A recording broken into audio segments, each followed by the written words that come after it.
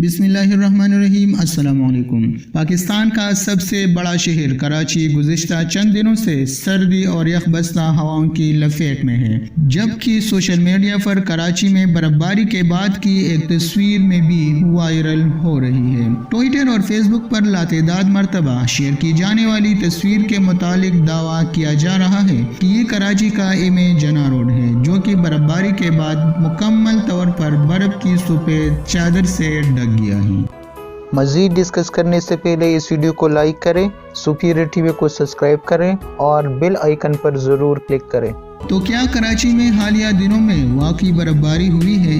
बिल्कुल भी नहीं, क्योंकि हकीकत ये है कि ये तस्वीर अफगान दारुल हुकूमत काबुल की है, जो कि गुज़िश्ता साल एक अफगान फोटोग्राफर अमान सदाकत अली ने ली थी और इसे फेसबुक पर पोस्ट भी किया था। खैबर एजेंसी के मुताबिक काबुल में मौजूद इसके नुमाइंदे ने भी तस्दीक की है कि ये तस्वीर काबुल में मौजूद दारुल अमान रोड की है और तस्वीर में मौजूद टैक्सियाँ, पुलिस की गाड़ियाँ और पहाड़ों से भी पता चलता है कि ये काबुल की है, कराची नहीं। इसके अलावा गूगल मैप एप्लीकेशन के जरिए भी देखा जा सकता है कि काबुल का दारुल अमान रोड है, जबकि 2017 में अमेरिकी अखबार न्यूयॉर्क टाइम्स ने भी इस रोड पर फायरिंग के हवाले से तस्वीर शाया की थी। बुनियादी तौर पर कराची ऐसे जोग्राफियाई जोन में मौजूद है कि जहाँ बर्फबारी नहीं होती और यहाँ सर्दियों में भी औसतन कम से कम दर्जे हरारत 12 डिग्री सेंटीग्रेड तक होता है और जनवरी सर्दतरीन महीना होता है।